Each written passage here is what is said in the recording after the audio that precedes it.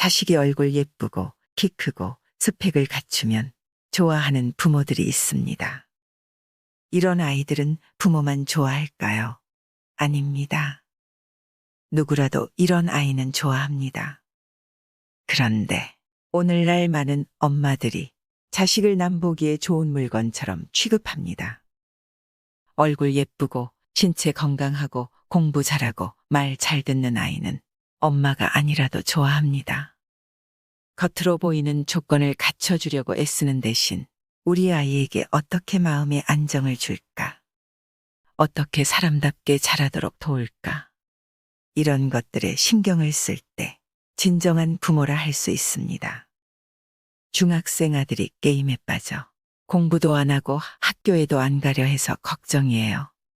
그러면서 어떻게 기도해야 아이가 학교도 잘 가고 공부도 잘하고 운동도 좀 하고 엄마 아빠 말도 잘 듣는 착한 아들이 될 수 있을까요? 이렇게 물어온 분이 있었어요. 질문에서도 알 수 있지만 엄마가 욕심이 참 많습니다. 바로 이런 욕심이 아이를 잡는 겁니다. 엄마가 이렇게 생각하니 아이는 숨을 쉴 수가 없어 자꾸 도망가는 거예요. 욕심을 버리지 않으면 아이는 점점 더 나빠집니다. 아이를 위해서 이렇게 기도하셔야 합니다. 학교만 가도 고맙습니다. 그래도 게임이라도 하니 다행입니다. 게임 안 하고 밖에 나가서 도둑질이나 강도짓이라도 하면 큰일이잖아요. 그래도 사고 치지 않고 집에서 게임을 하니 얼마나 고마운 일이에요. 이렇게 부모는 자식에 대해서 긍정적으로 생각해야 합니다. 이 엄마에게 필요한 것은 아이를 믿어주는 마음이에요. 그래, 우리 아이 잘하고 있다. 이렇게 긍정적으로 생각해야 합니다.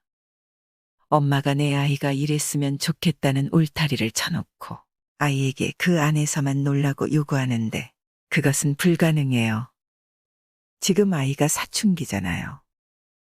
이때는 자기 마음대로 해보고 싶어 하는 시기인데 엄마가 그걸 무시하고 가두려 드니까 도망가는 거예요.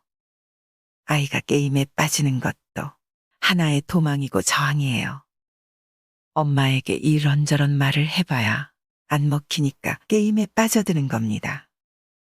이 엄마는 아이를 믿어주지는 않고 기대치만 높아요. 아이가 거기에 못 미치니까 불만스러워하는 마음이 밑바닥에 깔려 있습니다. 그 마음을 아이도 느끼기 때문에 현실을 회피하고 엄마를 피해 무언가 몰두할 곳을 찾는 거예요. 흔히 부모들이 자식의 부족한 점을 보면서 우리 아이 잘되게 해주세요라고 기도합니다. 그러나 이것은 우리 아이가 지금 잘못되고 있어요 라고 말하는 것과 같습니다.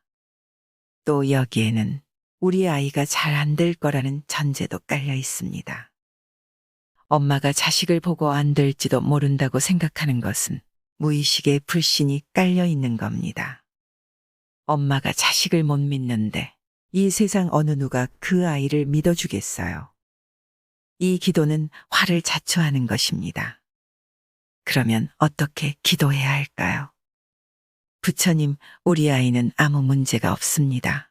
다 잘 될 거예요. 감사합니다. 이렇게 긍정적으로 기도해야 합니다. 만약 자식이 넘어졌다면 다시 일어나면 되니까 그것도 잘 되고 있는 겁니다. 혹시 실패했더라도 다시 일어나면 되니까 그것도 잘 되고 있는 중입니다. 이렇게 기도하다 보면 부모가 자식에 대한 믿음이 생기고 부모가 믿어주면 자식도 용기가 생겨 어려움을 극복해 나갈 수 있습니다. 어려운 일이 생겨도 엄마가 믿어주고 괜찮아, 너는 잘 될 거야. 그래, 너는 잘하고 있어. 엄마는 믿어. 이렇게 말해줘야 합니다. 믿어줘야 한다고 해서 자식이 나쁜 짓을 했는데도 잘했다고 칭찬하라는 것은 아닙니다. 다음과 같은 5가지는 잘못임을 알려주고 지적해야 합니다. 첫째, 사람을 때리거나 죽이는 일. 둘째, 남의 물건을 뺏거나 훔치는 일. 셋째, 여자를 사랑할 때 성추행이나 성폭행처럼 상대의 의사에 반해서 강제적으로 사랑을 표현하는 일. 넷째, 거짓말을 하거나 욕하는 일. 다섯째, 술을 취하도록 마시는 일. 이렇게 5가지 경우 외에 다른 문제들은 자식을 믿고 자식에게 맡기면 됩니다. 그러면 자식이 잘못될 일이 없습니다.